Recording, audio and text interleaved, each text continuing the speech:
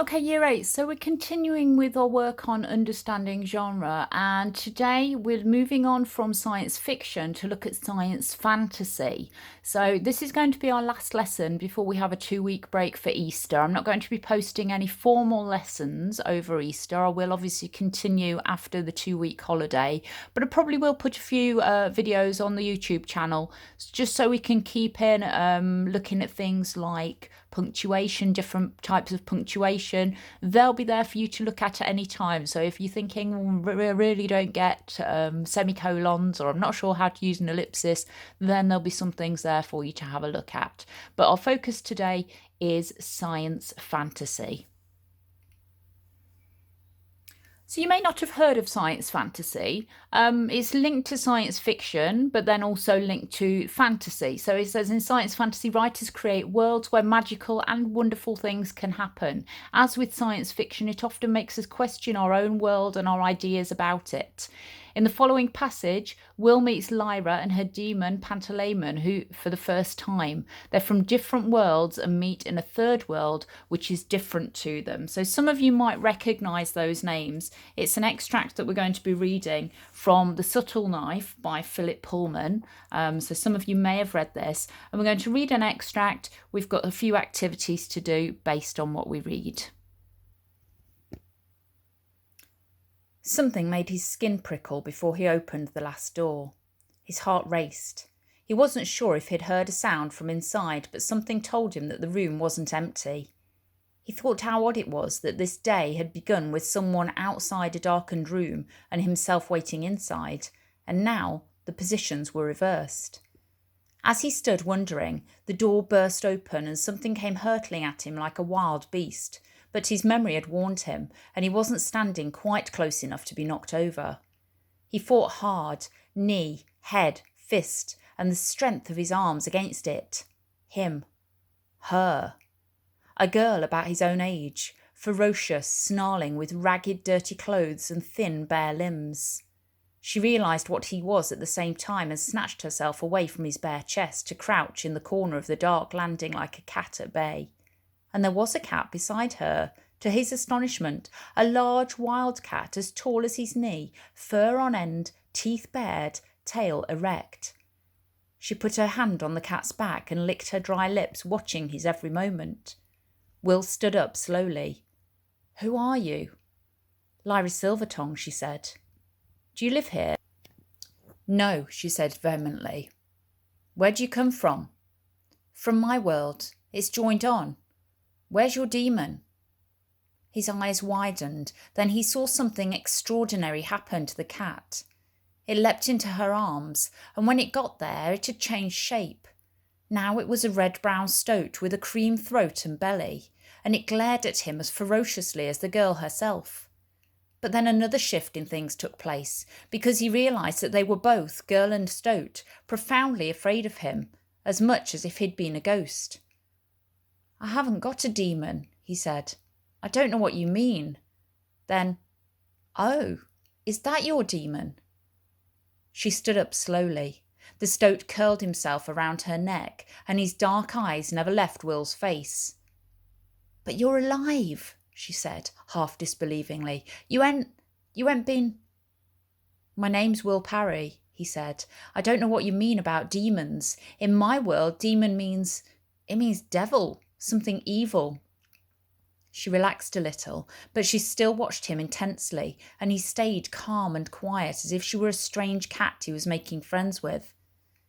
"Haven't you eaten anything?" he said, and opened the fridge. Lyra came to look. "I didn't know this was here," she said. "Oh, it's cold." Her demon had changed again and become a huge, brightly coloured butterfly which fluttered into the fridge briefly and out again at once to settle on her shoulder. So we've got a couple of questions to answer on what we've read so far before we read the final section. The first question, think about what's happening when the demon changes from one form to another. Why do you think these changes take place? And then our second question, why are Lyra and her demon so afraid of Will? So hopefully you've realised that these changes take place to reflect Lyra's emotions and her feelings. When she's scared, there's an animal next to her that reflects that she's scared. When she's feeling a bit wild, a bit fierce, again, there's an animal that reflects that. Why are Lyra and her demon so afraid of Will? Well, it's because they can't see his demon. He's a normal human being. He doesn't have an animal by his side to reflect how he's feeling emotionally. And that's why they're scared of him, because she can't read his emotions. So let's continue with the extract then. Will makes a meal for Lyra and they talk again. Where is your world? How did you get here? She shrugged. I walked, she said. It was all foggy. I didn't know where I was going. At least I knew I was going out of my world, but I couldn't see this one till the fog cleared. Then I found myself here. What did you say about dust? Dust, yeah, I'm going to find out about it. But this world seems to be empty. There's no one here to ask.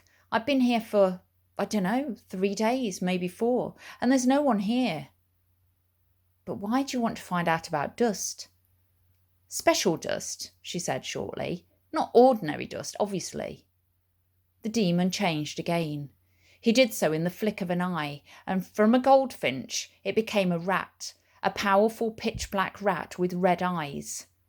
Will looked at him with wary eyes, and the girl saw his glance. You have got a demon, she said decisively, inside you. He didn't know what to say. You have, she went on. You wouldn't be human else. You'd be half dead. We seen a kid with his demon cut away. You ain't like that. Even if you don't know you've got a demon, you have. We were scared at first when we saw you, like you was a nightgast or something. But then we saw you weren't like that at all. We? Me and Pantalaimon, us. Your demon ain't separate from you. It's you, a part of you. You're part of each other. Ain't there anyone in your world like us? Are they all like you, with their demons all hidden away? Will looked at the two of them, the skinny, pale-eyed girl with her black rat demon now sitting in her arms, and felt profoundly alone. So what you're going to be doing is creating your own demon, and that's going to mean that you need to think about the type of person that you are. Now, Lyra's demon, Pantalaimon, is always with her. It reflects the kind of person she is. It changes its animal form when her emotions change. Sometimes it's a rat, sometimes a butterfly, sometimes a wildcat. When she becomes an adult, it will take on a fixed animal form and will not change again. So I want to think about your personality. Think about an animal that would help to reflect that type of personality that you've got and your emotions. So firstly, you're going to have to do a bit of thinking about yourself. Think about what your likes and dislikes are. Think about what the other things that other people like about you. What are the things that you like about you? Are you good-tempered, quiet, busy, playful, fierce, a leader, quick to have a temper, calm? You can use a chart like this one to think about the ideas of the type of demon you would have. We've got an example of an Alsatian dog there. So you could think about the type of animal that would reflect you. The colour, is that going to be a colour that is the same colouring as you? So it could be the same as your hair colour, or it might just be a colour that you like wearing a lot. Think about the size of your demon. Are you quite a small person? And is that going to be reflected in the type of animal that you have? Or are you quite tall and want to reflect your demon in being a taller animal? Think about the features you want to have in your demon and also what it's like.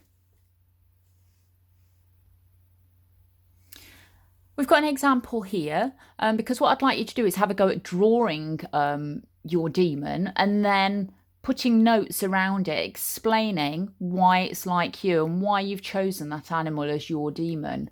Now, obviously, when we do this lesson in class, some people are better at drawing than others. Now, if you don't like drawing or you're not particularly good at drawing, then you could obviously just get a photo or something off the internet. But we've got one here of a bald eagle, and I've put on it, it would protect me as I'm good at protecting others. It's powerful in flight, it's fast, it's healthy, quite soft and smooth, graceful, intelligent, superb eyesight. So if those sort of features are what you're like, then maybe an eagle would be a good demon for you. If I was doing this activity, I would choose a red ant to reflect my personality. So obviously red is like my hair.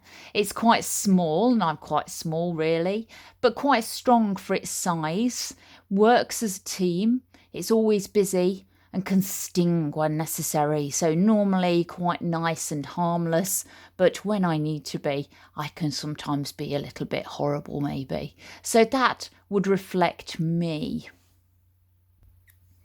So just going back to this then, so first start off by thinking about your personality. Now it might be a good idea to ask people at home as well about your personality and what they think of you. You could even get people at home to also do this activity and come up with the sort of animal that would reflect them and their personality. As I said, this is our last lesson before the Easter holidays. As always, if you want to send me, email me a photo of the work you've done or put your work on folder, then that's absolutely fine. I'd really like to see some of the things that you've come up with. And you could also share them with your friends and see which animals your friends have come up with to reflect themselves. Remember though, it's not just about the artwork, about the drawing. It's about thinking about you as a character, you and your personality, and what sort of animal would help to reflect you as a person and your emotions. Okay, hope you enjoy doing this activity. Off you go.